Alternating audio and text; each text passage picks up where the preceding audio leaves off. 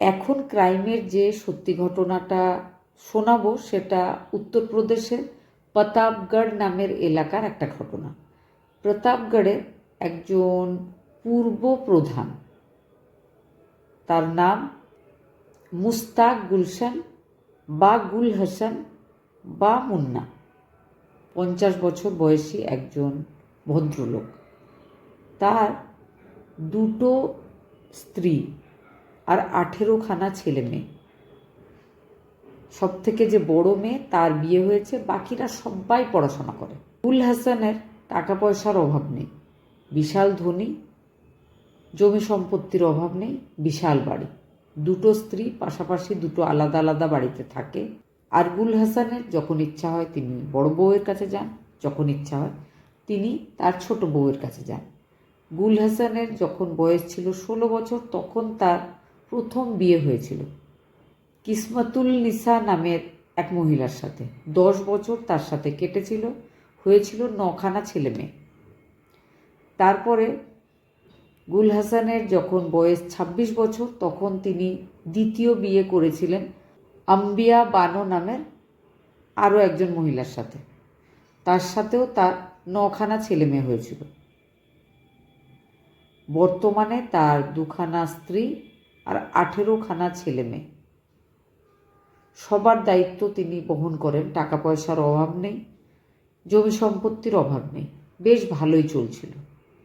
তবে 18ই মার্চ 2026 হঠাৎ করে ভদ্রলোক নিখোঁজ হয়েছিলেন।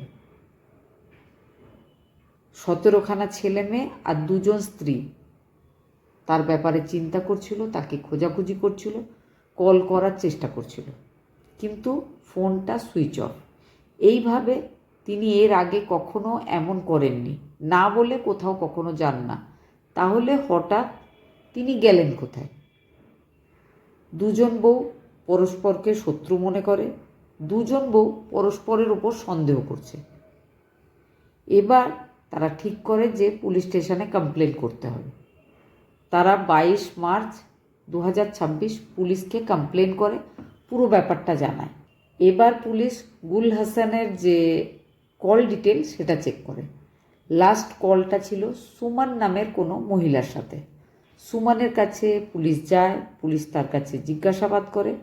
সুমন প্রথমটায় কিচ্ছু বলতে চাইছিল না, কিন্তু কল ডিটেলে দেখা যাচ্ছিল যে ওই ভদ্রলোক গত 2 বছর ধরে সুমনের সাথে রোজ কথা বলেন, লম্বা লম্বা সময় পর্যন্ত কথা বলেন।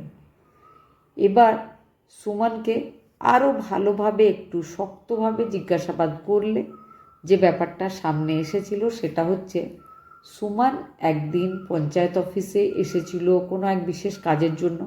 সেই সময় পূর্ব প্রধান গুল হাসানের সাথে তার আলাপ হয়েছিল। গুল হাসান তার কাজটা করে দিয়েছিল। তারপর থেকে তাদের 2জনের মধ্যে নাম্বার এক্সচেঞ্জ হয়, লম্বা লম্বা কথা শুরু হয়, প্রেমের সম্পর্ক শুরু হয়। আর সুমন দেবীর হাজব্যান্ড কিন্তু প্রতাপগড়ে থাকেন না, চাকরির জন্য তিনি অন্য একটা শহরে থাকেন। মাঝে মধ্যে বাড়িতে আসেন, তবে বেশিরভাগ সময় তিনি দূরেই থাকেন। সেই সুযোগ নিয়ে গুল হাসান আর সুমনের মধ্যে একটা অবৈধ গভীর সম্পর্ক শুরু হয়েছিল। যখন ইচ্ছা গুল হাসান কিন্তু সুমনের সাথে দেখা করতে যেতেন। কিন্তু গত 1 বছর ধরে হঠাৎ করে সুমনের অপরাধ বোধ হয়, তার ইচ্ছা করছে না আর দেখা করতে বা এই সম্পর্কটাকে আর এগিয়ে নিয়ে যেতে। কিন্তু গুল হাসান রাজি নয়। তিনি বলছেন এই সম্পর্ক রাখতেই হবে। যদি এই সম্পর্ক সুমন না রাখে তাহলে কিন্তু তিনি সুমনের হাজব্যান্ডকে জানিয়ে দেবেন ব্যাপারটা। সুমন এবার চিন্তায় পড়ে। সুমন প্রথম দিকে সম্পর্কটা শুরু তো করেছিল, পরের দিকে সে অপরাধ বোধে ভুগতে থাকে। সেই জন্য সে সম্পর্কটাকে যে কোনোভাবে শেষ করতে চাইছিল, যেটা গুল হাসান করতে দিচ্ছিল না। এবার সুমন নিজের এই অসুবিধার কথা, প্রবলেমের ব্যাপারে নিজের ছোট ভাই অতুল গৌতমকে জানিয়েছিল। অতুল গৌতম আর সে একটা প্ল্যানিং করেছিল। অতুল গৌতম নিজের এক বন্ধু অরূপ গৌতম, তাকেও ব্যাপারটা জানায়। ঘটনার দিন, মানে যেদিন নিখোঁজ হয়ে গেছিল গুল হাসান, সেদিন তাকে নিজের বাপের বাড়িতে, যেটা আতুল গৌতমের বাড়ি, সেখানে রাত্রেবেলায় ডিনার করার জন্য ডেকেছিল। বলেছিল একটা রোম্যান্টিক ডিনার হবে, একসাথে খাওয়া দাওয়া করব, একসাথে রাত্রে থাকব। গুল হাসান খুব খুশি হয়ে রেডি হয়ে চলে গেছিল প্রেমিকা সুমানের বাড়ি, সুমানের বাপের বাড়ি। সেখানে গিয়ে সত্যি সত্যি তাকে খুব ভালো খাবার দাবার খাওয়ানো হয়। খাওয়ানোর পরে তাকে ঘুমোতে একটা রুম দেওয়া হয়, তাতে তিনি ঘুমিয়েও পড়েছিলেন। তিনি যখন গভীর ঘুমে, সেই সময় সুমানের ভাই আর তার বন্ধু আতুল গৌতম আর রূপ গৌতম দুজনে লোহার রড দিয়ে মাথায় আঘাত করে তাকে মেরে ফেলেছিল। তারপরে বাড়িতে থাকা সারের বস্তায় তাকে ঢুকিয়ে বস্তা বেঁধে রাতারাতি একটা ক্যানেল আছে সেখানে ফেলে দিয়ে চলে এসেছিল। পুলিশ যখন লাস্ট লোকেশন চেক করেছিল, সেটাও কিন্তু ওই ক্যানেলের ধারে পাওয়া গেছিল। ক্যানেলের ধারে আরও দুটো ফোনের লাস্ট লোকেশন দেখাচ্ছিল সেই রাত্রেবেলায়।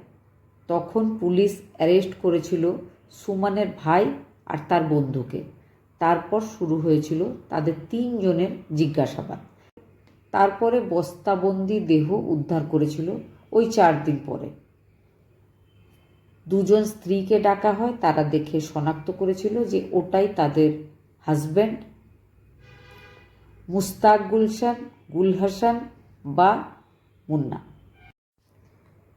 গুল হাসান 2খানা স্ত্রী থাকা সত্ত্বেও এক হিন্দু মহিলার সাথে অবৈধ সম্পর্কে জড়িয়ে নিজের জীবনটা শেষ করে ফেলেছে।